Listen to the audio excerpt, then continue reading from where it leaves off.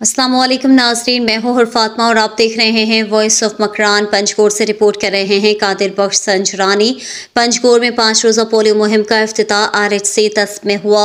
Deputy commissioner Panchkot Mumtaz Ali Khetran, district health officer doctor Yasir Tahir Baloch और दीगर department के सरबराहान ने बच्चों को पोलियो के कतरे पिलाकर 5 रोज़ा पोलियो मुहिम का बाकायदा इफ्तिताह कर दिया। इस मौके पर WHO के नुमाइंदे डॉक्टर अरसलान और doctor Farooq Rind, surveillance officer doctor Shoaib, PPHI के district support manager Ikram Noor, NRSP के programme officer Abdul Qayyum Baloch, doctor Shabbir और RHC तस्ब के दीगर स्टाफ मौजूद थे।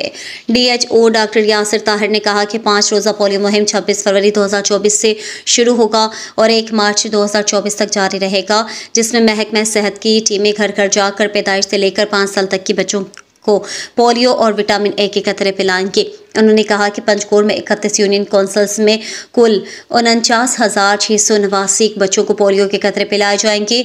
इस सिलसिले में 31 union council in charge, 72 area in charge और 271 मोबाइल टीमें तश्कील दी गई हैं, जो घर घर जाकर जिला पंचकोट की आवाम को पोलियो और विटामिन ए के कतरे पिलाएंगे। और मजीद 28 फिक्स्ड सेंटर्स और 9 ट्रांजिट पॉइंट्स मुकर्रर किए गए हैं, जहाँ पोलियो के कतरे पिलाए जाएंगे। DHO ने कहा कि पोलियो एक मौजी बीमारी है जो मुतासरा बच्चों को ज़िंदगी भर के लिए मफलूज कर सकती है। उन्होंने ज़िला भर के उलमाए कराम, अवाम, सियासी और समाजी शख्सियात और सियासी जमातों के ज़िम्मेदारान से अपील की है कि वो इस मुहिम की कामयाबी के लिए महकमा सेहत की टीमों के साथ ताउन करें।